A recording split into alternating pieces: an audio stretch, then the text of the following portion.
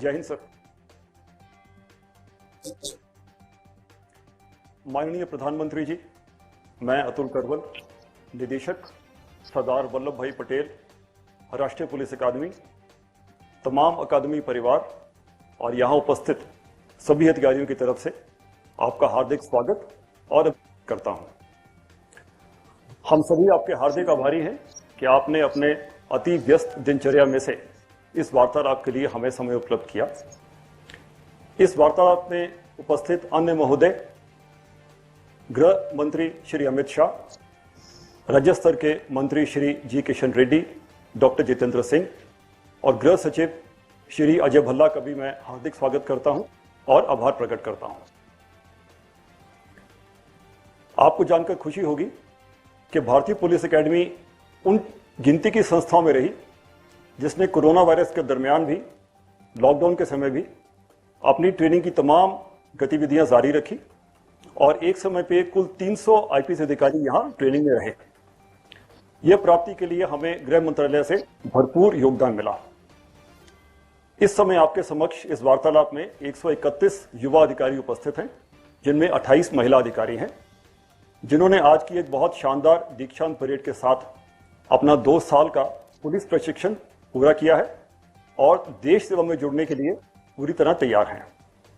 यह भी एक खुशी का विषय है कि भारतीय पुलिस सेवा के इतिहास में सिर्फ चौथा यह मौका है जब एक महिला अधिकारी ने बेस्ट प्रोबेशनर की उपाधि हासिल की है और आज परेड का नेतृत्व भी किया है। 2 साल की कठिन ट्रेनिंग के दरमियान ये सभी अधिकारी 6 महीने तक अपने अपने राज्य के जिलों में फरजबद्ध रहे और लॉकडाउन के समय इन्होंने बहुत प्रशंसनीय और अहम भूमिका निभाई। इनमें से 56 अधिकारी ऐसे थे जो रेड जोन एरियाज में रहे। उनमें से 4 अधिकारी इन्फेक्ट भी हुए, कोविड पॉजिटिव हुए, उसके बाद वो अभी सही हैं, ठीक है। इन सभी अधिकारियों के लिए सर बहुत सौभाग्य का विषय है कि देश सेवा में पहला कदम रखने के समय इनको आपसे आशीर्वचन प्राप्त होंगे। मेरी विनती है कि आप हम सभी का संबोधन करें और मार्गदर्शन प्रदान करें।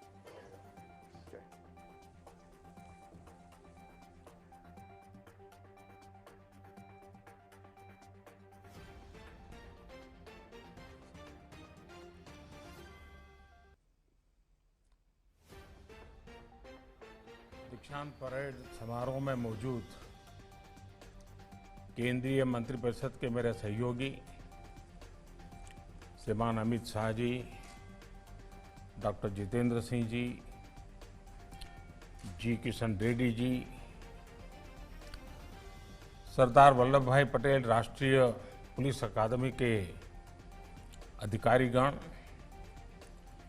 और युवा जोश से भारतीय पुलिस सेवा को नेतृत्व देने के लिए तैयार 71 आरआर के मेरे सभी युवा साथियों,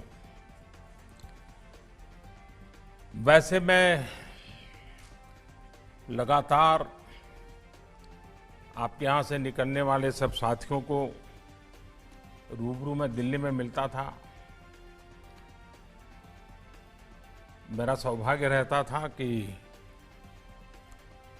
मेरे निवास स्थान पर सबको बुलाता था, गप्पे गोष्ठी भी करता था, लेकिन कोरोना के कारण जो परिस्थितियां पैदा हुई है उसके कारण मुझे ये मौका गंवाना पड़ रहा है। लेकिन मुझे पक्का विश्वास है कि कार्यकाल के दरमियान कभी न कभी आप लोगों से भेंट हो ही जाएगी। मैं सबसे पहले तो आप सबसे कुछ सुनना चाहूंगा। अगर आप में से कोई साथी कुछ कहना चाहते हो, कुछ पूछना चाहते हो, तो जरूर हम बात करें।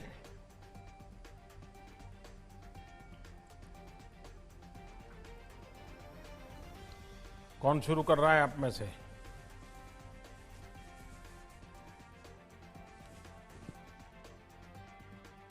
Jain sir. जय Hind. I am Kiran Shruti sir. I'm from Tamil Nadu, sir. I've done my engineering, sir, and I'm from Tamil Nadu cadre, sir.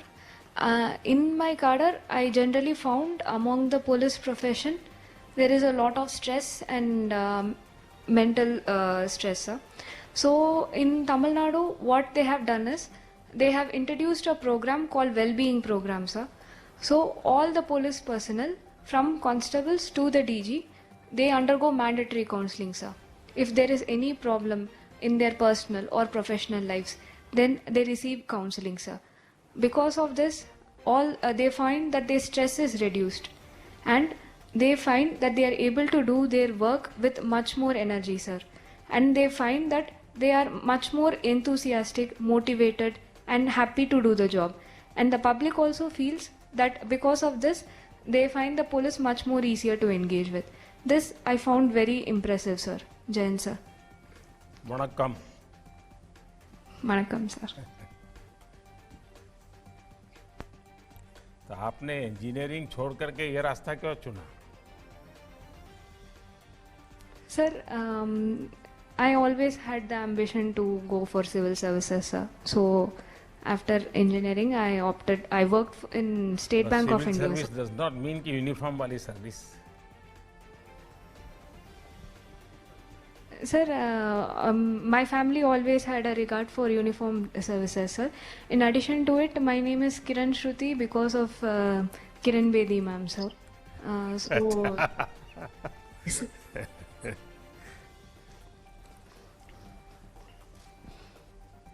आपने एक नया विषय बताया, मुझे लगता है जो बाकी आपके साथी हैं उनको भी वेल बीइंग ऑफ कैडर कोई न कोई इंस्टीट्यूशनल व्यवस्था, मैं समझता हूं ये एक अच्छा प्रयोग है, क्योंकि सिर्फ पुलिस नहीं, कोई भी काम, अब बैठिए बेटा, कोई भी काम आज की जिंदगी में इतनी आपाधापी है और जिसके कारण तनाव भी रहता है, वर्कलोड भी रहता है, प्रेशर रहता है और हर किसी को रहता है। किसान को भी जब खेत में काम करता है और अपेक्षा से ज़्यादा बारिश हो गई तो एकदम से तनाव के माहौल में काम करना पड़ता है, कम हो गई तो भी चिंता रहती है। तो ये जीवन का ये हिस्सा है, लेकिन ये ऐसी चीज नहीं है कि जिसको मैनेज न किया जा सके। और अगर साइंटिफिक तरीके से अपने व्यक्तित्व को, अपनी क्षमताओं को और अपनी जिम्मेवारियों को अगर बहुत संतुलित तरीके से समझ करके हम व्यवस्था करते हैं तो आप देखिए, आप बड़ी आसानी से चीजों को मैनेज कर सकते हैं। ये बात सही है कि आप लोगों का क्षेत्र ऐसा है कि जिसमें अनएक्सपेक्टेड बहुत कुछ आ जाता है और उसके लिए खुद को हमेशा तैयार रखना पड़ता है और इसके लिए रेगुलरली ट्रेनिंग होना जरूरी है। मैं आप लोगों से आग्रह करूंगा कि आप जब फील्ड में काम करेंगे तो पुलिस थाने के लेवल पर, वहां पर 10-12 लोग मान लीजिए आपका महकम है, तो उस इलाके में कोई न कोई ऐसे लोग होंगे जो ऐसे विषयों पर बड़ी सरलता से बातें करते होंगे। कभी 15 दिन में एक बार, कभी महीने में एक बार, घंटे भर के ऐसे महापुरुष को बुला लिया। अच्छे टीचर हो सकते हैं, कोई और अच्छे ज्ञाता हो सकते हैं, और वे आकर के ऐसे विषयों पर आपसे गपशप करें, बातें करें। बार बार आपको स्मरण होगा कि हम अपने आप को कैसे ढाल सकते हैं, मैनेज कर सकते हैं अपनी व्यवस्थाओं को। दूसरा, जीवन में मैं हमेशा तनावपूर्ण जीवन जीने वालों को हमेशा आग्रह करता हूं, योगा, प्राणायाम ये बहुत ही सिद्ध अब तो आपको वहाँ पर मजबूरन भी किया करना पड़ा होगा, सुबह उठ उठ करके जाना भी पड़ा होगा। मैंने भी उस मैदान में योगा किया हुआ है जिस मैदान में आप लोग करते हैं। आपने अनुभव किया होगा कि अगर मन से करते हैं, पूरा मन उसमें जोड़ देते हैं, ये कितना बेनिफिट करता है। और तब जाकर के आपको ये तनाव कभी महसूस नहीं होगा। काम कितना ही होगा, आप हमेशा प्रसन्न और आनंदित होंगे। लेकिन मुझे अच्छा लगा कि आपने तमिलनाडु में इसकी एक इंस्टीट्यूशनल व्यवस्था के विषय में परिचय करवाया। और कोई?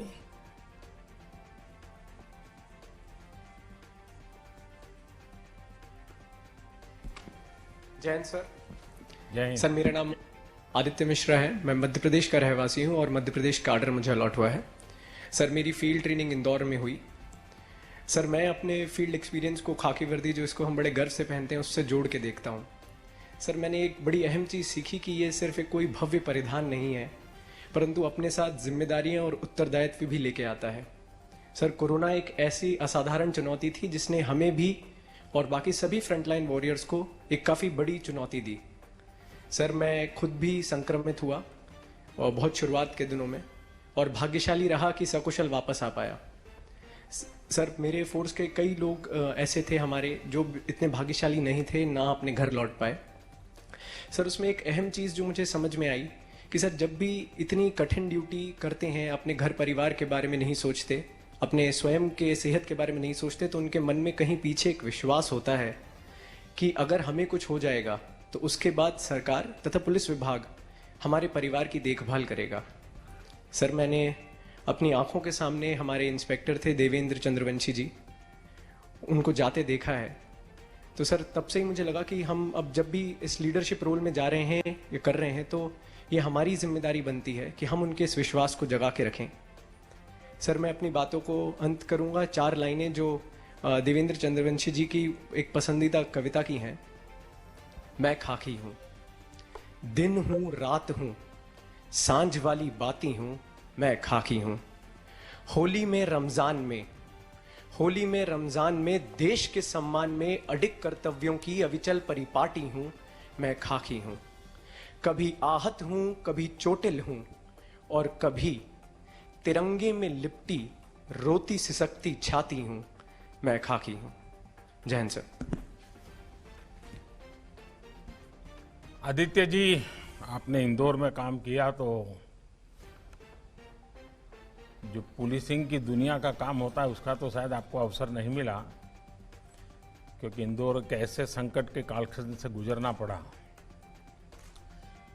और ज़्यादातर हमारे पुलिस बल के लोगों को सबसे पहले इस वायरस का शिकार होना पड़ा। और सबसे ज़्यादा इंदौर में बड़ा मैं भी अनुभव कर रहा था कि ये संकट कहीं गहरा न जाए। और लेकिन इसके बावजूद भी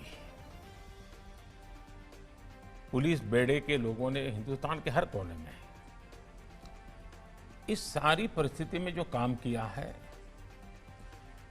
उस काम का अपना महत्व है, समाज को उसका अपना लाभ है। लेकिन एक बहुत बड़ी बात हुई है, और मैं समझता हूं कि ये पुलिस बेड़े की बहुत बड़ी पूंजी है। इसको कैसे हम संभालें,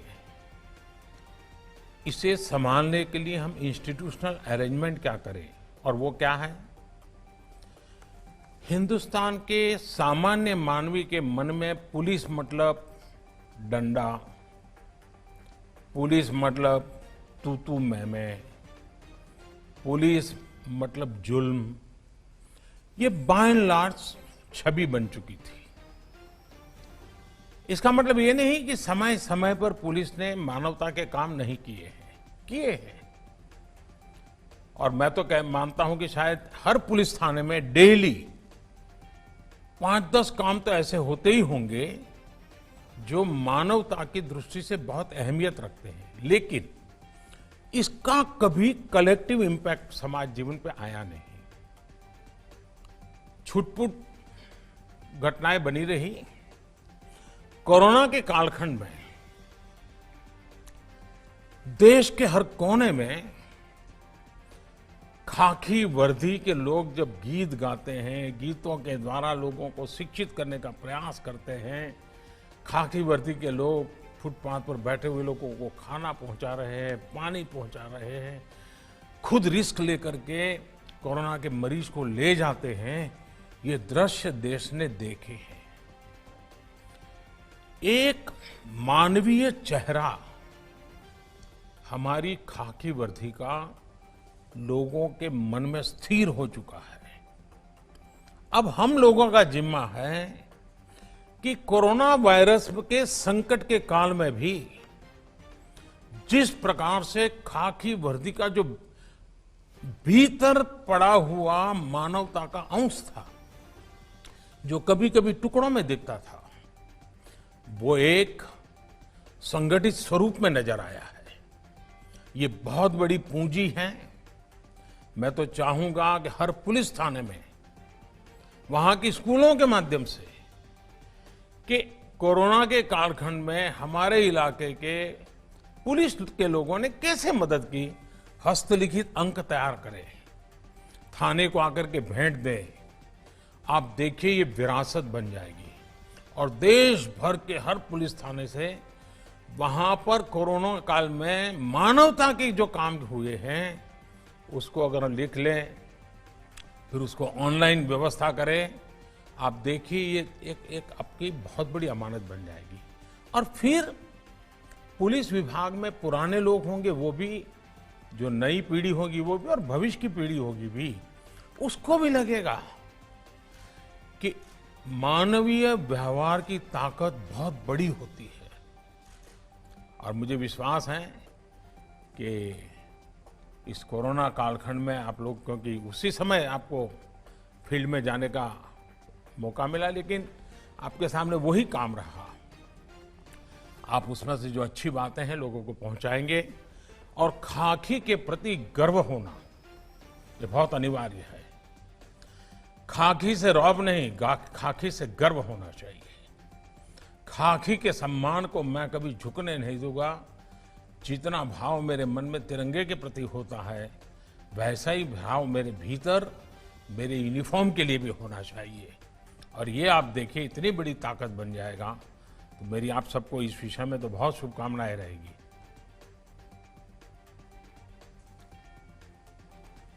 नेक्स्ट। जय हिंद सर। जय हिंद भैया। सर मेरा नाम पार्थप्रतिम दास है। मैं जोरहाट डिस्ट्रिक्ट असम से रहने वाला हूँ। मुझे असम मेघालय कैडर एलोकेट हुआ है। मैंने कंप्यूटर इंजीनियरिंग एनआईटी सूरत से किया है। फेज़ 1 के ट्रेनिंग के बाद मैंने डिब्रूगढ़ डिस्ट्रिक्ट में अपनी डिस्ट्रिक्ट प्रैक्टिकल ट्रेनिंग ख़त्म की है।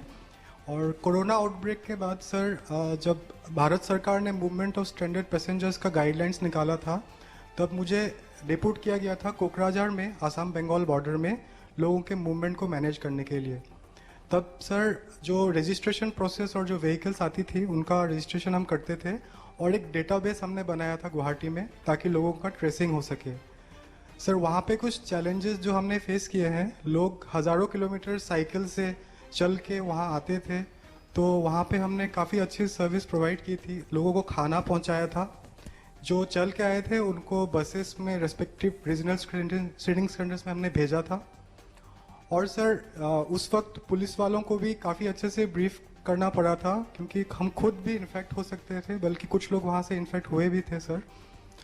और सर ये जो लोग आए थे, कुछ लोग स्टूडेंट्स भी थे जो 1 महीने के से ज़्यादा फंस चुके थे लॉकडाउन के वजह से, सब घर वापस आ रहे थे। एक बहुत अच्छा सेटिस्फेक्शन मिला सर कि स्टार्ट ऑफ द करियर में मुझे ऐसा मौका मिला। और सर ये एक पूरा टीम एफर्ट है, जिसमें ड्राइवर्स, कांस्टेबल्स, होमगार्ड्स, सबका इक्वल कंट्रीब्यूशन था। सबने दिल खोल के लोगों को हेल्प किया जो तनाव में थे, मुश्किल में थे। और सर ये एक हम एज ए 71 आवर बैच आपको सर एश्योर करते हैं कि आने वाले टाइम में भी हम सर ऐसे ही ड्यूटी करते रहेंगे सर। क्या शुभ नाम बताया आपका? सर पार्थप्रतिम दास सर। दास सूरत में कितना समय रहे? सर 4 साल इंजीनियरिंग की थी सर। तो सूरत का खाना मिस करते होंगे?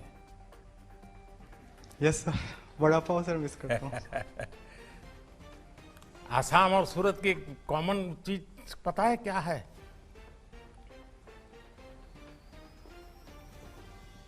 सर इतना ध्यान में सर ध्यान नहीं गया। नहीं। देखिए, असम के लोग स की जगह पे ह बोलते हैं और सूरत वाले भी स की जगह पे ह बोलते हैं। वो पैसा नहीं बोलते, पहिया बोलते हैं। जैसे आप असम को अहम बोलते हैं तो वे भी स को ह बोलते हैं। तो अगर आपको सूरती लोगों से बात करने का मौका मिला होगा और जब सूरत से आप असम जब भी छुट्टियों में गए होंगे तो जो सूरत को जानते होंगे जरूर आपको पूछते होंगे कि सूरत का खाना इतना तारीफ होती है, तो कभी कुछ ले जाते थे कि नहीं? कुछ कुछ ले जाता था सर, खाकड़ा पापड़ी ये सब लेके जाता था सर घर पे। देखिए, आपने सही कहा। आपको जाते ही एक जो प्रवासी मजदूर और बाकी लोग थे उनकी सेवा करने का मौका मिला।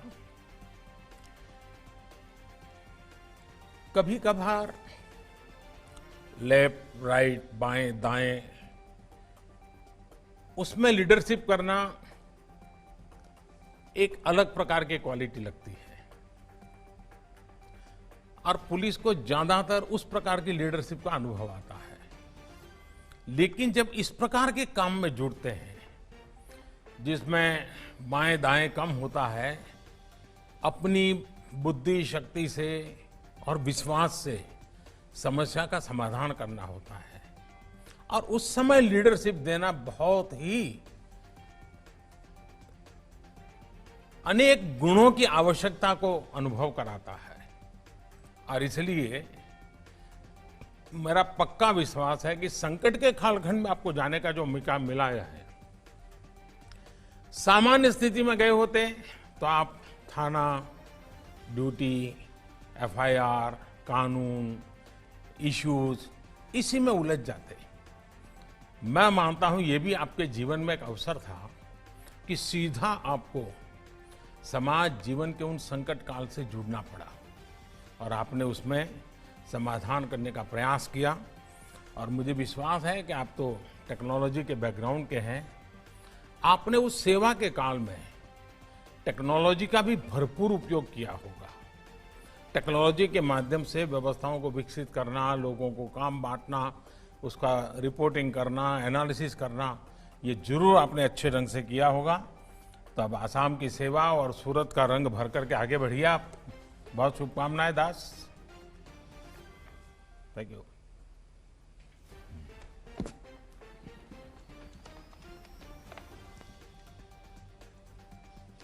जय हिंद सर। जय हिंद। सर मेरा नाम तनुश्री है और मुझे जम्मू एवं कश्मीर का ऑर्डर अलोकेट हुआ है। मेरी district practical training sir Srinagar में हुई थी। इंटेलिजेंस और फोर्सेस का यूज करते हुए पुलिस कैसे आतंकवादी गतिविधियों से लड़कर देश की सुरक्षा में कार्य कर रही है, इस बात का प्रत्यक्ष प्रमाण मुझे मिला देखने को। वहां पे सर काउंटर टेररिस्ट ऑपरेशन में भी पार्ट लेने का मौका मिला मुझे। सिक्योरिटी फोर्सेस सर एक जुनैद सहराई नामक आतंकवादी को काफी लंबे समय से पकड़ने का प्रयास कर रही थी। जुनैद हिजबुल मुजाहिदीन में कमांडर था और वैली में रिक्रूटमेंट का कार्यभार संभालता था। सर 18 मई को जम्मू कश्मीर पुलिस के स्पेशल ऑपरेशन ग्रुप को यह खबर मिली कि वो अपने एक आतंकी साथी के साथ किसी समर्थक के घर पे था। तो तुरंत ही पुलिस, एसओजी और सीआरपीएफ की एक टीम ने योजना बनाकर घर को घेरा और आतंकियों को पकड़ने की कोशिश की। जैसे ही सर हम घर के अंदर गए, आतंकियों ने हमारे ऊपर फायरिंग शुरू की, जिसमें हमारा एक जवान भी घायल हो गया। सर पर्सनली मेरे लिए काफ़ी भयभीत करने वाला क्षण था, बट जैसा कि हमारे जवान और टीम ने साहस दिखाया, ना कि सिर्फ घायल जवान को सुरक्षित स्थान पे पहुंचाया, बल्कि ऑपरेशन को तब तक चालू रखा जब तक हमने दोनों टेररिस्ट को न्यूट्रलाइज नहीं किया। सर चूंकि यह घर शहरी जगह पे स्थित था, इसीलिए पुलिस को काफ़ी और कठिनाइयों का भी सामना करना पड़ा, जैसे आमजन की रक्षा और कोई लॉ एंड ऑर्डर की सिचुएशन और ना डेवलप हो सके, इसका भी ख्याल रखना। सर मुझे पहली बार मानवीय चेहरा का भी देखने को मिला मौका पुलिस का, क्योंकि जहां पे एक टीम ऑपरेशन देख रही थी, वहीं दूसरी टीम सर निर्दोष व्यक्तियों को, जिसमें महिलाएं, बच्चे और वृद्ध शामिल थे, उनको सुरक्षित स्थान पे ले जा रही थी। और एक दूसरी टीम पत्थरबाजों से भी निपट रही थी। सर, मेरे लिए यह पुनः पुष्टि हुई थी कि देश की आंतरिक सुरक्षा और निर्दोष व्यक्ति की सुरक्षा में अगर एक पुलिसकर्मी को अपनी जान की भी बाजी लगानी पड़े तो यह हमारे लिए प्राथमिकता होती है। तनुश्री, आप मूल कहाँ से हैं सर, मैं बिहार से हूँ सर। और पढ़ाई क्या हुई आपकी? सर, मैंने निफ्ट गांधीनगर से टेक्सटाइल डिजाइन में स्नातक अच्छा, आप भी किया। गुजरात में जाकर के आई हो। Yes sir. तो ये टेक्सटाइल और टेरर कैसे गुजारा करोगी? सर, ट्रेनिंग अच्छी मिली है सर, कर लूंगी। देखिए, टेक्सटाइल में धागे जोड़ने होते हैं और टेरर में धागे खोलने होते हैं। तो बहुत ही दो अलग अलग पहलू के काम करने पड़ेंगे आपको। Yes sir. चलिए, मैं थोड़ा पुलिसिंग के सिवाय अब मेरा मन करता है मैं आपसे बात करूं। ये ठीक है कि जो हम रोज अखबार में पढ़ते हैं, लगातार टेरर की घटनाएं, वही मेन न्यूज होते हैं। इसके सिवाय भी इस पूरे क्षेत्र की विशेषता है, चाहे जम्मू हो, लद्दाख हो, वैली हो, करगिल हो। और मेरा सौभाग्य रहा है कि मुझे काफी समय वहां काम करने का मौका मिला है किसी समय। सचमुच में बहुत ही अच्छे लोग हैं, बहुत ही प्यारे लोग हैं। और मुझे विश्वास है कि हम सबके प्रयासों से उनकी जो खुशनुमा जिंदगी है वो हम वापस ले पाएंगे। लेकिन आपने टेक्सटाइल किया हुआ है और कश्मीर की ये ताकत है, कश्मीर की विशेष ताकत है। आप बैठिए तनुश्री, आप बैठिए। कश्मीर की एक विशेष ताकत है और इसलिए वहां हर घर में उनकी उंगलियों में आप लोग जो 4-4, 5 साल पढ़ाई करके लेके आते हो ना, उससे ज्यादा ताकत उनकी उंगलियों में होती है। जिस प्रकार के शॉल वगैरह वो हाथ से बनाते हैं, टेक्सटाइल का काम जो वहां होता है वो अद्भुत है। आप पुलिसिंग के समय भी महीने में अगर आपको 2 दिन, 3 दिन, 4 दिन भी अगर छुट्टी मिलती है, मैं आपसे आग्रह करूंगा कि जहां की आपकी ड्यूटी लगे, आप वहां की जो बहनें हैं उनके छोटे छोटे समूह बनाइए, 10-10 का, 5-5 का, 10 का, 15 का। और जिनके पास रूटीन में वो टेक्सटाइल से संबंधित कुछ न कुछ काम करते हैं, आप एक एक्स्ट्रा एक्टिविटी के रूप में यूनिफॉर्म के सिवाय उनके साथ घुल मिल करके ऐसे 5, 7, 10 ग्रुप बना दीजिए, जैसी आपकी क्षमता। और जो आपके टेक्सटाइल के अनुभव है और वे परंपरागत रूप से जिस इन दोनों को जोड़ने का प्रयास कीजिए। उनको मॉडर्न डिजाइनिंग सिखाइए। आप देखिए, आपकी पुलिसिंग की ताकत में भी ये बहुत बड़ी ताकत बन जाएगी। तो मैं आपको तो बिल्कुल दूसरे रास्ते का काम दे रहा हूं, क्योंकि सचमुच में आप उनसे जुड़ेंगे, क्योंकि मैं बहुत जुड़ा हूं इन लोगों से। कभी आपको अद्भुत अनुभव होगा। इतने प्यारे लोग हैं, इतने प्यार से रखते हैं और उनमें कुछ न कुछ नया करने की, सीखने की ताकत होती है।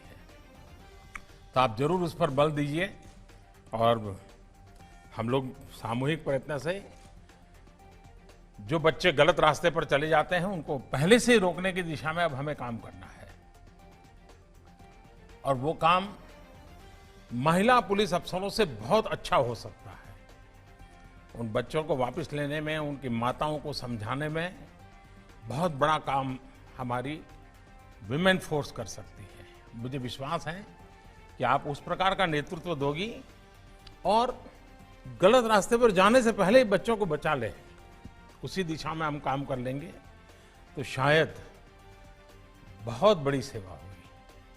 तो तनुश्री, मेरी आपको शुभकामनाएं हैं और गांधीनगर से आपने जो पाया है वो जरूर वहां पर भी रंग लाएगा।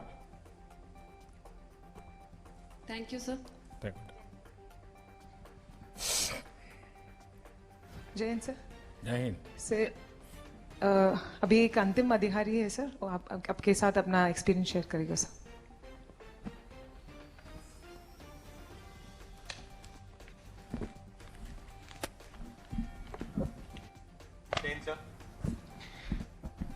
सर मैं ओम प्रकाश जाट राजस्थान के नागौर जिले का निवासी हूं सर, और मुझे गुजरात कैडर आवंटित हुआ है।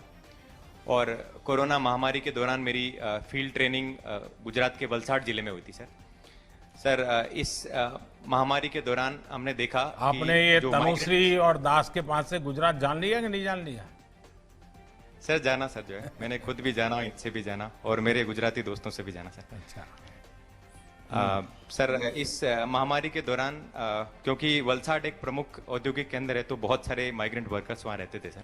तो इन माइग्रेंट वर्कर्स को ना सिर्फ स्वास्थ्य संबंधी चुनौतियों का सामना करना पड़ा था, बल्कि इनको बेरोजगारी और भूखमरी का भी संकट इन पर आया था। तो ऐसे समय में आपके मार्गदर्शन में वलसाड पुलिस ने बाकी प्रशासन की इकाइयों के साथ मिलकर बहुत ही संवेदनशीलता और सक्रियता के साथ काम किया था सर। इसमें मैंने ये सीखा कि एक खाकी के पीछे छुपा हुआ एक संवेदनशील इंसान मुसीबत के समय बियॉन्ड कॉल ऑफ ड्यूटी जाकर जनता की हर तरह की समस्याओं का समाधान करने के लिए 24 घंटे तत्पर रहता सर। आपकी सुशासन की परिकल्पना के अनुसार किसी भी जनता की हर समस्या के लिए एक सिंगल पब्लिक इंटरफेस होना चाहिए। इस महामारी के दौरान वो सिंगल पब्लिक इंटरफेस वो पुलिस थी, और हमने इस जिम्मेवारी को बखूबी निभाया था सर। मैं आपके सामने कुछ तथ्यों का उल्लेख करना चाहूँगा सर। वलसाड में माइग्रेंट वर्कर्स के लिए जो हमने खाने पीने की व्यवस्था करी थी, उसमें हमने बहुत सारे देश भर से जो आर्थिक जो मदद आई थी उसको चैनलाइज करके बेनिफिशियरीज का आइडेंटिफिकेशन करके उनमें वल्नरेबल एरिया असाइन करके, हाँ ठीक है, सुनाई दिया। इंडिविजुअल डोनर को एक एरिया असाइन करके टोटल 30,000 परिवारों को 2 महीने से भी ज्यादा समय के लिए उनके डोर स्टेप पे राशन की डिलीवरी करी थी सर। इंटर डिपार्टमेंटल कोऑर्डिनेशन का पुलिस ने इस समय में बहुत ही एक मिसाल पेश करी थी सर। आपकी जानकारी में लाना चाहूँगा कि इस समय वलसाड से टोटल 61,000 माइग्रेंट्स को उनके घर भेजा गया था, जिनमें पुलिस ने भारतीय रेल और प्रशासन की बाकी इकाइयों के साथ बहुत ही कोऑर्डिनेशन के साथ काम किया था। माननीय, आपके संदेश के अनुसार पुलिस ने इंडस्ट्री और माइग्रेंट लेबर के बीच में इंटरफेस का भी काम किया। हमने इंडस्ट्रीज के लेबर रिक्वायरमेंट का असेसमेंट किया और माइग्रेंट की स्किल मैपिंग करके उन दोनों के बीच ना सिर्फ लेबर्स को रोजगार मिला, बाकी जो डिस्ट्रेस माइग्रेशन, जो भय का वातावरण था, वो भी कम हुआ सर।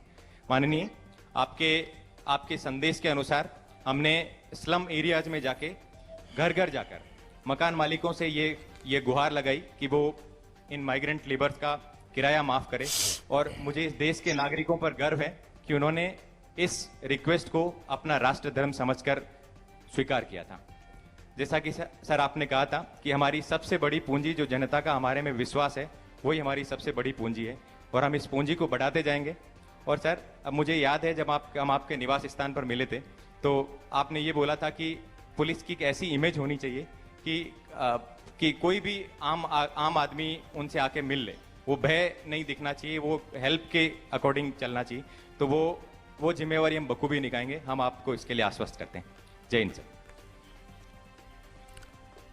आप लोगों ने इस समय ये काम किया है। एक बात और देखी होगी आपने कि हमारे देश में समाज की शक्ति कितनी जबरदस्त है। सरकार से भी अनेक गुना शक्ति समाज में होती है। और आपने इस पूरे संकट काल में जब फील्ड में थे, तो आपने ऑब्जर्व किया होगा, आज भी अगर उस चीजों को स्मरण करें तो करिए, हो सके तो डायरी में लिख भी दीजिए। समाज की सक्रियता के कारण सरकार पहुंची हो या न पहुंची हो, व्यवस्था पहुंच पाई हो न पहुंच पाई हो, समाज का कोई बंदा वहां जरूर पहुंचा होगा और उस गरीब के आंसू पहुंचने का काम किया होगा, भूखे को खिलाने का काम किया होगा, मरीज की दवाई का काम किया होगा, ये आप सबने अनुभव किया होगा। हमारे देश की ये सबसे बड़ी विशेषता है। और मैं आपको एक अनुभव सुनाता हूं। जब कच्छ में भूकंप आया तो मैं तो उस समय मुख्यमंत्री नहीं था, लेकिन एक वॉलंटियर के रूप में मैं वहां काम करता था। तो कई विदेश के लोग भी वहां काम के लिए आए थे। अनेक देशों की संस्थाएं वहां काम कर रही थी, लेकिन वो अपना शाम को 5-6 बजे के बाद काम बंद कर देते थे और अपने अपने टेंट वगैरह साथ में ले आए थे। वो स्नान वान करके वहीं पहुंच जाते थे। तो मैं फिर उनको मिलने जाता था, उनसे बातें करता था। मैंने उनको पूछा कि आपको यहाँ आए हैं, क्या अनुभव कर रहे हैं। एक बड़ा इंटरेस्टिंग विषय उन्होंने बताया कि साहब हम उसके पहले टर्की में भूकंप हुआ था, उसमें से कुछ लोग टर्की से भी होकर के आए थे, कुछ लोगों का अन्य देशों का भी अनुभव था। तो कह रहे थे अब हम दुनिया में कई देशों में ऐसे जब संकट होते हैं तो हम पहुँचते हैं, वॉलंटरी सेवाएं करते हैं, और वहाँ पर या तो रेड क्रॉस एनजीओ के रूप में काम करता है या कोई वर्ल्ड हेल्थ ऑर्गेनाइजेशन के लोग होते हैं, और ज़्यादातर उन्हीं के आसपास सब चीज़ें चलती। बोली यहाँ तो हम देख रहे हैं हर गली मोहल्ले में कोई एनजीओ है, कोई खाना पका रहा है, खाना पहुँचा रहा है, कोई बीमारों की चिंता कर रहा है। बोले इतना सिविल सोसाइटी का संगठित रूप में कंट्रीब्यूशन, ये हमारे लिए अचरज है। मेरा कहने का तात्पर्य यह है कि हमारे देश में हम शासन व्यवस्था में जनशक्ति को जितना जोड़ने की आदत डालेंगे, इवन इन पुलिसिंग, आप देखिए हमारी सरलता भी बहुत बढ़ जाएगी, हमारे विश्वास का व्याप भी बढ़ेगा, और हम बहुत ही कम एफर्ट से मैक्सिमम रिजल्ट ले पाएंगे। और उसमें हिस्सेदार होने वाला हर नागरिक ये सक्सेस को अपनी सक्सेस मानेगा। जब ये स्थिति बनती है तब शासन में बैठे हुए अधिकारियों की, हमारे मुलाजिमों की ताकत अनेक गुना बढ़ जाती है। और इसलिए इसमें से एक चीज भी हम अनुभव करें कि समाज की शक्ति का हमेशा आदर करें, समाज की शक्ति को जानने का प्रयास करें, समाज की शक्ति को जोड़ने का प्रयास करें। हमारे ही काम के अनुकूल समाज में ऐसी कौन सी सकारात्मक शक्तियां हैं, सात्विक शक्तियां हैं। ऐसा ना हो कि हम हर गुने में जो पंच चाहिए तो फालतू पंच उठा के लाते हैं और वही हमारे परिचित रहे, वो इनसे बैठना उठना हो। इस दुनिया से बचना है, लेकिन समाज की शक्ति की ओर देखेंगे तो हमें बहुत लाभ मिलेगा। मुझे अच्छा लगा कि आपने वलसाड़ में रहते हुए इस चीज़ों को अनुभव किया है। साथियों, मुझे जैसा बताया गया कि आप आखिरी व्यक्ति थे, तो काफ़ी कुछ बातें तो मैंने अपने संबोधन में, बातचीत में कुछ विचार तो रख ही दी है, लेकिन एक बात निश्चित है कि अब तक आप एक ट्रेनी के रूप में काम करते हैं। आपको लगता है कि एक शेल्टर है, एक प्रोटेक्टिव एनवायरनमेंट में आप काम कर रहे हैं। आपको लगता है कि गलती करेंगे तो साथी भी है, संभालेगा, आपके ट्रेनिंग देने वाले लोग हैं वो भी संभाल लेंगे, लेकिन रातों रात स्थिति बदल जाएगी। जैसे ही यहां से आप बाहर निकलोगे, आप प्रोटेक्टेड एनवायरनमेंट में नहीं होंगे। सामान्य मानवी आपको नए हो, अनुभव अभी हुआ नहीं है, कुछ नहीं समझेगा। वो तो ये समझेगा कि भाई आप तो यूनिफॉर्म में हैं, आप तो साहब हैं, मेरा ये काम क्यों नहीं हो रहा है। अरे आप तो साहब हैं, आप ऐसे कैसे करते हो। यानी आपकी तरफ देखने का नजरिया बिल्कुल बदल जाएगा। ऐसे समय आप किस प्रकार की अपने आप को कैसे प्रस्तुत करते हैं, कैसे आप अपने आप को वहां से कार्यरत करते हैं, इसको बहुत बारीकी से देखा जाएगा। मैं चाहूंगा कि आप इसमें शुरू के कालखंड में जितने ओवर कॉन्शियस रहे जरूर रहें, क्योंकि first impression is last impression. अगर आपकी एक छवि शुरू में ऐसी बन गई कि भाई ये तो इस प्रकार के अफसर हैं, फिर आप कहीं पर भी ट्रांसफर करोगे वो आपकी छवि आपके साथ ट्रैवल करती जाएगी, तो आपको उसमें से बाहर आने में बहुत समय जाएगा। आप बहुत केयरफुली ये कोशिश कीजिए। दूसरा, समाज व्यवस्था का एक दोष रहता है। हम भी जब चुन करके दिल्ली में आते हैं तो 2-4 लोग हमारे आसपास ऐसे ही चिपक जाते हैं, पता ही नहीं होता ये कौन है, और थोड़े ही दिन में सेवा करने लग जाते हैं। साहब गाड़ी की जरूरत है तो बता देना, व्यवस्था कर दूंगा। पानी की जरूरत है तो बोलिए साहब ऐसा करो, अभी तो आपको खाना नहीं होगा, ये भवन का खाना अच्छा नहीं है, चलिए मैं नजदीक में यहाँ खाना है, मैं ले आऊँ क्या। पता ही नहीं होता ये सेवादार कौन आ जाते हैं। आप भी जहाँ जाएंगे जरूर ऐसी एक टोली होगी जो शुरू में आपको भी जरूरत होती है क्योंकि नए हैं, इलाका नया है, और अगर उस चक्कर में फंस गए तो फिर निकलना बहुत मुश्किल हो जाएगा। आप कष्ट हो शुरू में तो कष्ट, नया इलाका है तो नया इलाका, अपनी आंखों से, अपने कान से, अपने दिमाग से चीजों को समझने का प्रयास कीजिए। शुरू में हो सके तो अपने कान को फिल्टर लगा दीजिए। आपको लीडरशिप में सक्सेस होना है तो शुरू में आपके कान को फिल्टर लगा दीजिए। मैं ये नहीं कहता हूं कान को ताला लगाइए, मैं फिल्टर लगाने के लिए कह रहा हूं। इससे क्या होगा कि जो जरूरी चीजें हैं, जो आपकी कैरियर के लिए, आपकी ड्यूटी के लिए, एक इंसान के नाते, वो फिल्टर की हुई चीजें जब आपके दिमाग में जाएगी आपको बहुत काम आएगी। सारा कूड़ा कचरा, वरना तो आप देखिए कोई भी जाता है तो लोग उसको एक डस्टबिन मान लेते हैं, और जितना बड़ा आदमी उतना बड़ा डस्टबिन मानते हैं, और कूड़ा कचरा फेंकते ही चले जाते हैं, और हम भी उस कूड़े कचरे को संपत्ति मान लेते हैं। हम अपने मन मंदिर को जितना साफ रखेंगे उतना फायदा होगा। दूसरी एक विषय, क्या कभी हमने अपने थाने के कल्चर को बल दिया है क्या?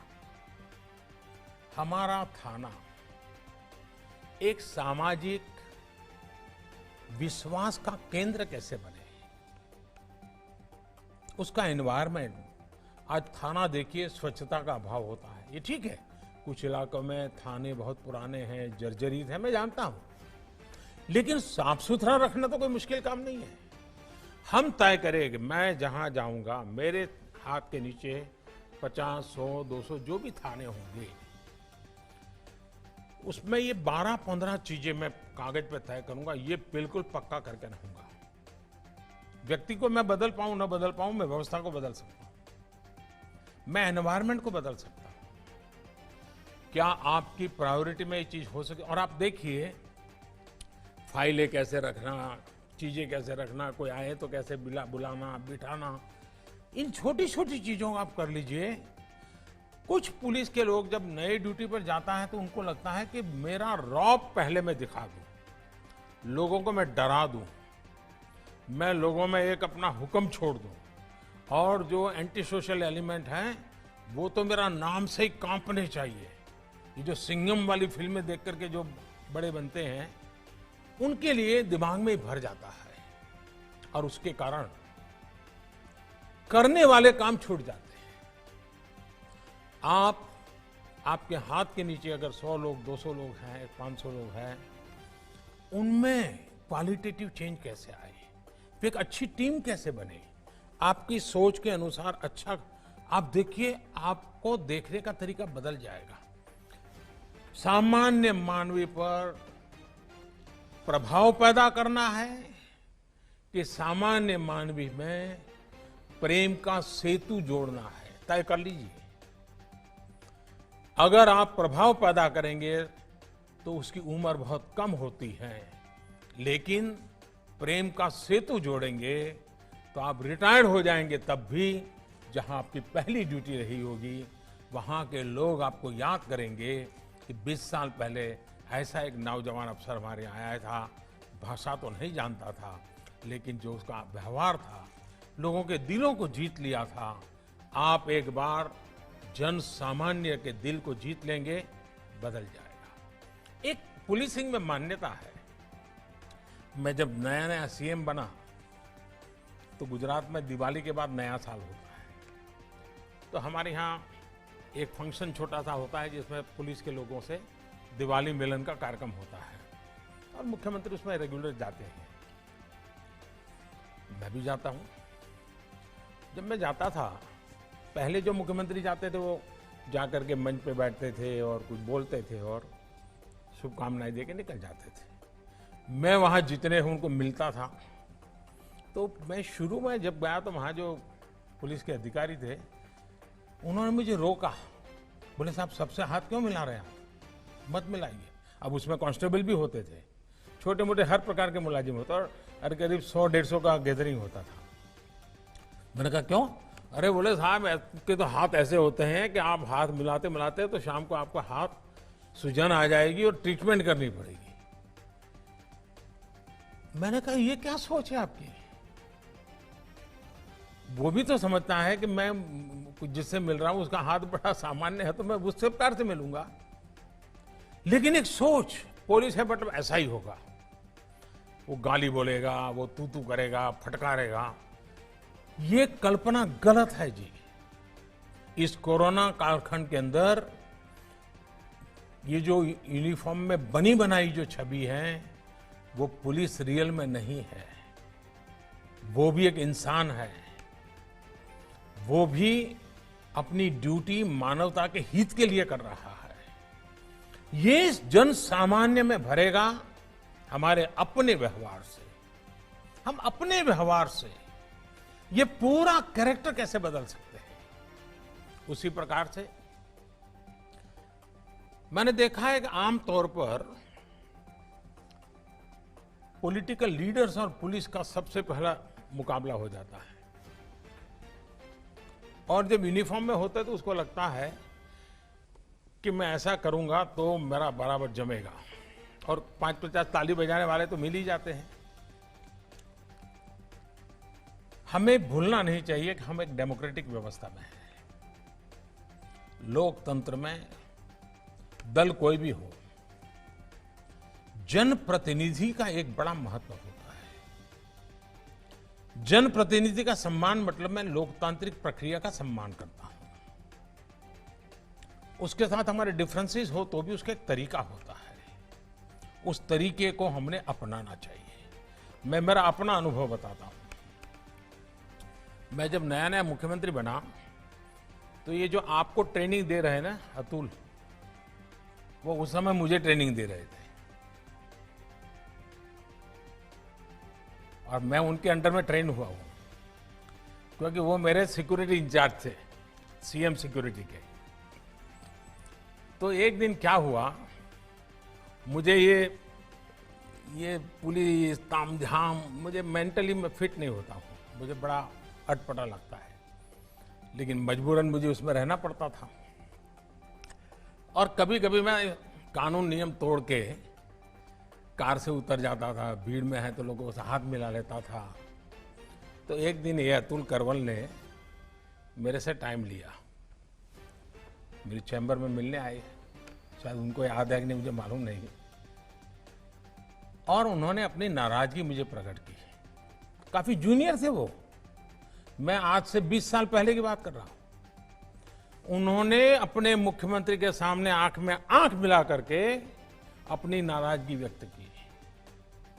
उन्होंने कहा साहब आप ऐसे नहीं जा सकते, कार में से आप अपनी मर्जी से नहीं उतर सकते, आप ऐसे भीड़ में नहीं जा सकते। मैंने कहा मेरी जिंदगी के तुम मालिक हो क्या तुम तय करोगे क्या मुझे क्या करना क्या नहीं? वो जरा भी हिले नहीं, मैं उसके सामने बोल रहा हूं आज, वो जरा भी हिले नहीं, डिगे नहीं। उन्होंने मुझे साहब कहा, साहब आप व्यक्तिगत नहीं हो, आप राज्य की संपत्ति हो और मेरी इस संपत्ति को संभालना जिम्मेवारी है। आपको नियमों का पालन करना होगा, ये मेरा आग्रह रहेगा और मैं नियमों का पालन करवाऊंगा। मैं कुछ नहीं बोला।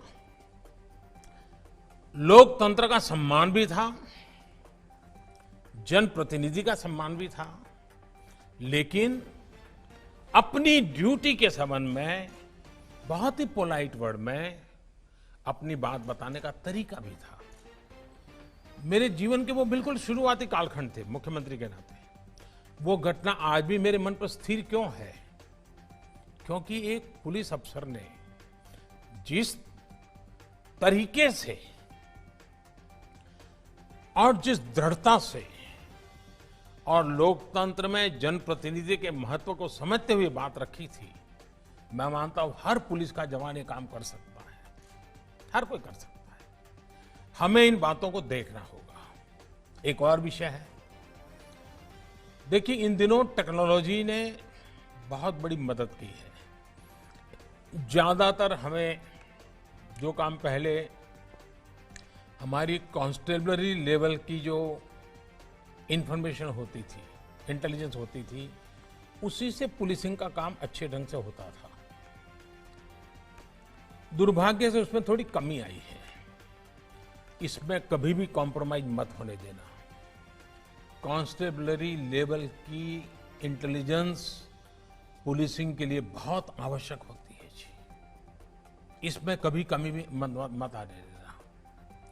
आपको अपने एसेट्स, अपने रिसोर्स, इसको जितना पनपा सकते हैं पनपा पर थाने के लोगों को बल देना चाहिए, उनको प्रोत्साहित करना चाहिए। लेकिन इन दिनों टेक्नोलॉजी इतनी बड़ी मात्रा में सरलता से उपलब्ध है, इन दिनों जितने भी क्राइम डिटेक्ट होते हैं उसमें टेक्नोलॉजी बहुत मदद कर रही है। चाहे सीसीटीवी कैमरा फुटेज हो, चाहे मोबाइल ट्रैकिंग हो, आपको बहुत बड़ी मदद करते हैं, अच्छी चीज है। लेकिन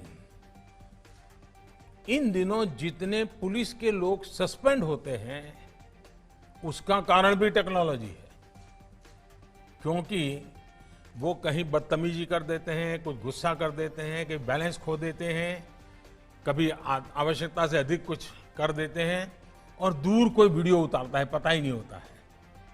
फिर वो वीडियो वायरल हो जाता है, फिर इतना बड़ा मीडिया का प्रेशर बन जाता है और वैसे भी पुलिस के खिलाफ बोलने के लिए ज्यादा लोग मिल ही जाते हैं। आखिरकार सिस्टम को उनको कुछ दिन के लिए तो सस्पेंड करना ही पड़ता है, पूरी कैरियर में धब्बा लग जाता है। जैसे टेक्नोलॉजी मदद कर रही है, टेक्नोलॉजी मुसीबत भी कर रही है और पुलिस को सबसे ज्यादा कर रही है। आपको ट्रेन करना होगा लोगों को, टेक्नोलॉजी का सकारात्मक अच्छे से अच्छा, ज्यादा से ज्यादा उपयोग कैसे हो, इस पर बल देना चाहिए। और मैंने देखा कि आपकी इस पूरी बैच में टेक्नोलॉजी के बैकग्राउंड वाले लोग बहुत हैं। आज इंफॉर्मेशन की कमी नहीं है जी।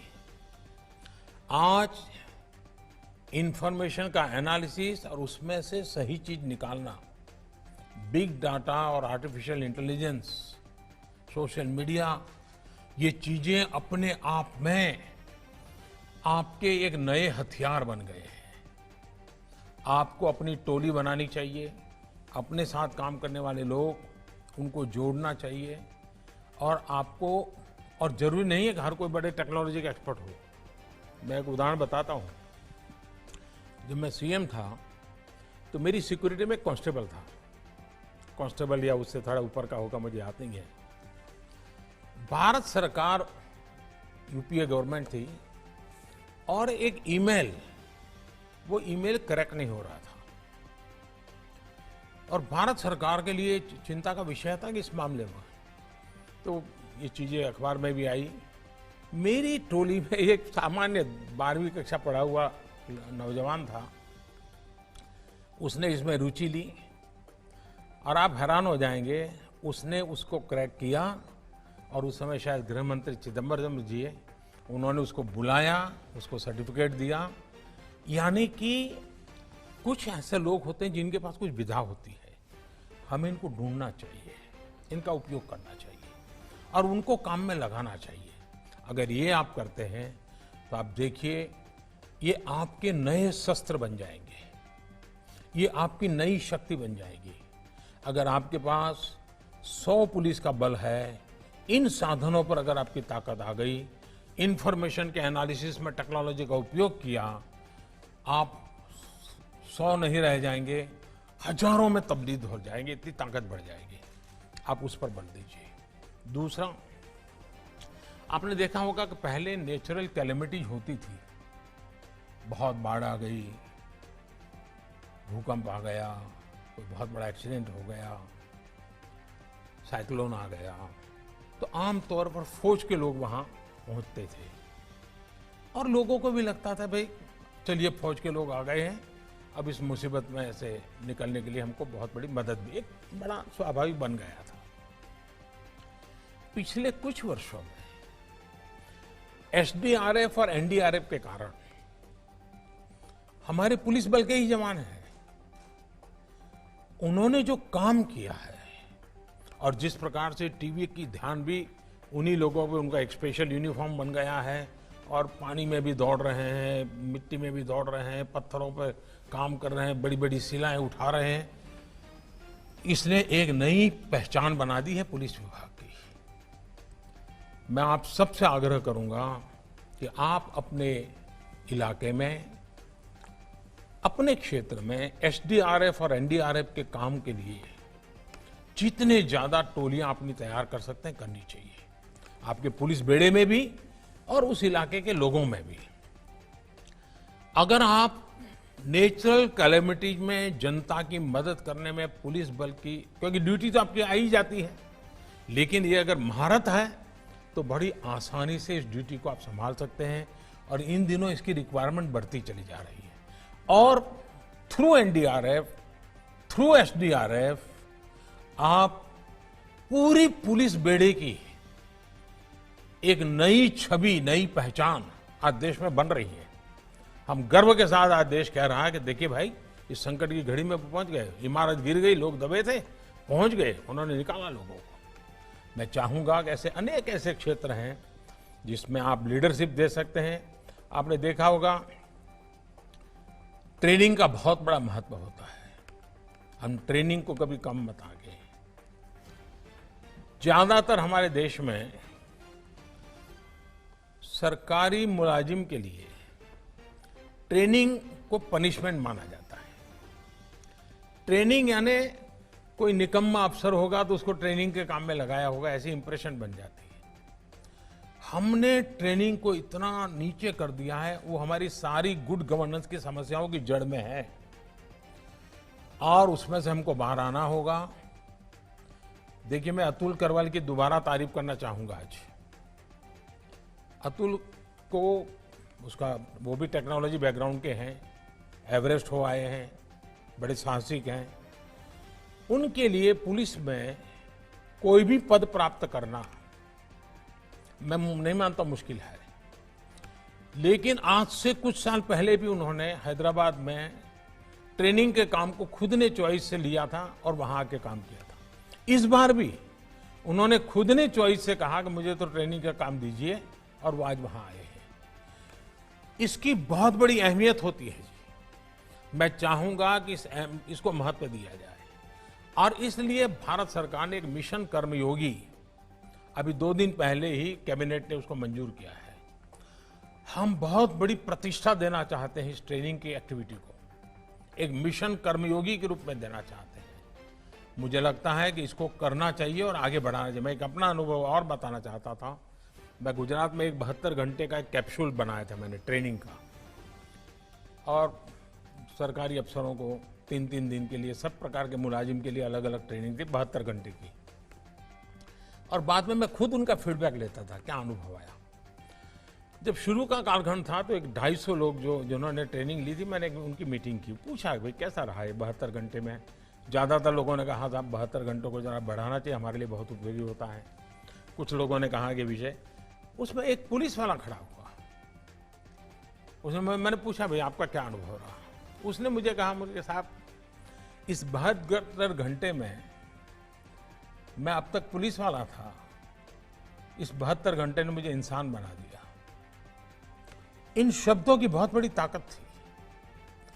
वो कहता है कि मुझे कोई मानता ही नहीं था कि मैं इंसान हूं, सब लोग ये देखते हैं मैं पुलिस वाला हूं। इस 72 घंटे की ट्रेनिंग में मैंने अनुभव किया कि मैं सिर्फ पुलिस नहीं हूं, मैं एक इंसान हूं। देखिए, ट्रेनिंग की ये ताकत होती है। हमें ट्रेनिंग की लगातार, अब जैसे आपके यहाँ परेड, आपको पक्का करना चाहिए परेड के जो घंटे हैं 1 मिनट कम नहीं होने देंगे। आप अपने स्वास्थ्य की जितनी चिंता करें, अपने साथियों को हमेशा पूछते रहिए स्वास्थ्य का कैसा है, एक्सरसाइज करते हो नहीं करते हो, वेट कंट्रोल रखते हो नहीं रखते हो, मेडिकल चेकअप कराते हो नहीं कराते हो। इन सारी चीजों पर बल दीजिए, क्योंकि आपका क्षेत्र ऐसा है कि जिसमें फिजिकल फिटनेस सिर्फ यूनिफॉर्म में अच्छे दिखने के लिए नहीं है। आपकी ड्यूटी ऐसी है कि आपको इसको करना पड़ेगा और इसमें आपको नेतृत्व देना पड़ेगा।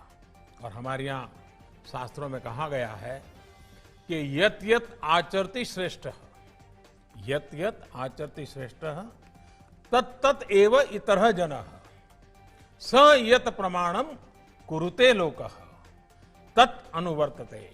अर्थात श्रेष्ठ लोग जिस तरह का आचरण दिखाते हैं, बाकी लोग भी वैसा ही आचरण करते हैं।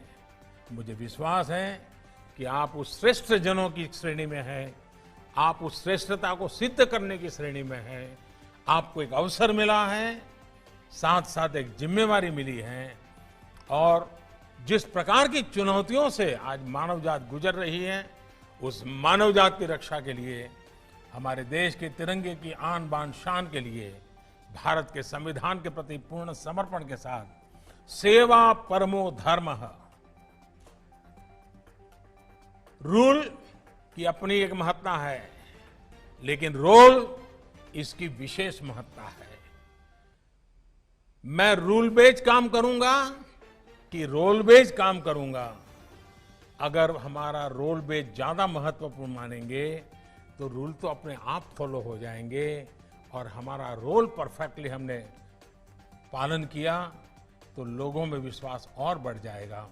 मैं फिर एक बार आप सबको बहुत बहुत शुभकामनाएं देता हूं, और मुझे विश्वास है कि खाकी का सम्मान बढ़ाने में आपकी तरफ से कोई कमी नहीं रहेगी। मेरी तरफ से भी आपकी, आपके परिवारजनों की, आपके सम्मान की जो कुछ भी जिम्मेवारियां निभाने की है, उसमें कभी कमी नहीं आने दूंगा। इसी विश्वास के साथ आज के शुभ अवसर पर अनेक अनेक शुभकामनाएं देते हुए आपको मैं शुभास्ते पंथा कहता हूं। धन्यवाद।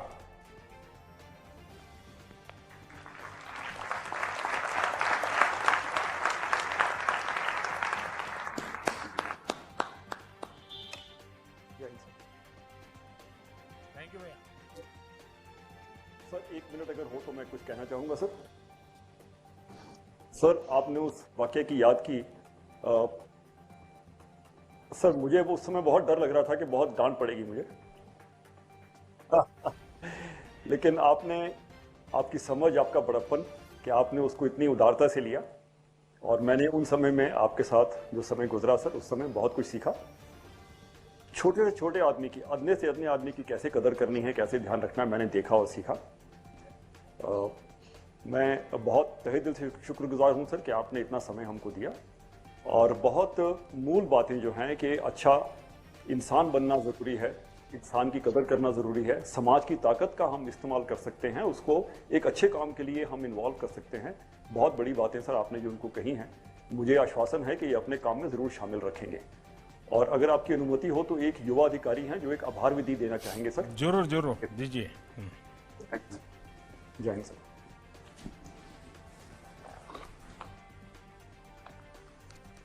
जय हिंद सर। कंचन कुमार कांडपाल, नागालैंड संवर्ग।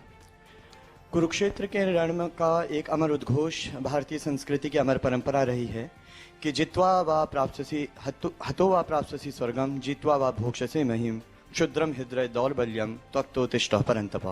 आपकी प्रेरणादायक उपस्थिति आज हमारे लिए एक ऐसा ही अमर उद्घोष करने में सार्थक रहेगी, यह मैं आपको आश्वस्त करता हूँ। मैं निदेशक सरदार वल्लभ भाई पटेल राष्ट्रीय पुलिस अकादमी एवं 70वें एवं 71वें बैच के अभी अपने सभी साथी प्रशिक्षुओं की तरफ से आपकी इस गरिमामय उपस्थिति के लिए आपका हार्दिक धन्यवाद और आभार प्रकट करता हूं। महोदय, मेरे जिन साथियों ने आपके समक्ष अपने अनुभवों को यहाँ पर प्रस्तुत किया वो केवल एक बानगी भर थे। हम में से प्रत्येक ने प्रत्येक दिन ऐसी अनगिनत समस्याओं, ऐसी अनगिनत चुनौतियों से दो चार हुए, उनसे पार पाया और अपने पुलिस बल का नेतृत्व किया। मैं आपको आश्वस्त करता हूं कि आज की इस दीक्षांत शपथ में निष्काम कर्म की जो प्रेरणा, जो सीख और जो शपथ हमने ली है, उसको पूर्ण सेवा भाव, पूर्ण मनोयोग के साथ लेकर के हम आगे चलेंगे। इस खाकी के प्रति समग्र निष्ठा और इस मातृभूमि के प्रति समग्र समर्पण का संदेश जो आज आपने हमें दिया है, उसे हमारा बैच निरंतर आगे लेकर चलेगा। अपने समग्र बैच की तरफ से यही संदेश या यही एक ध्येय वाक्य मैं आपके समक्ष प्रस्तुत करना चाहूँगा कि मेरे मस्तक के सिंहासन पर भारत माता आसीन रहे, मैं सदा देशभक्त रहूं, यह देश सदा स्वाधीन रहे। पुनश्च आपकी गरिमा में उपस्थिति के लिए हार्दिक धन्यवाद। जय हिंद। थैंक यू भैया।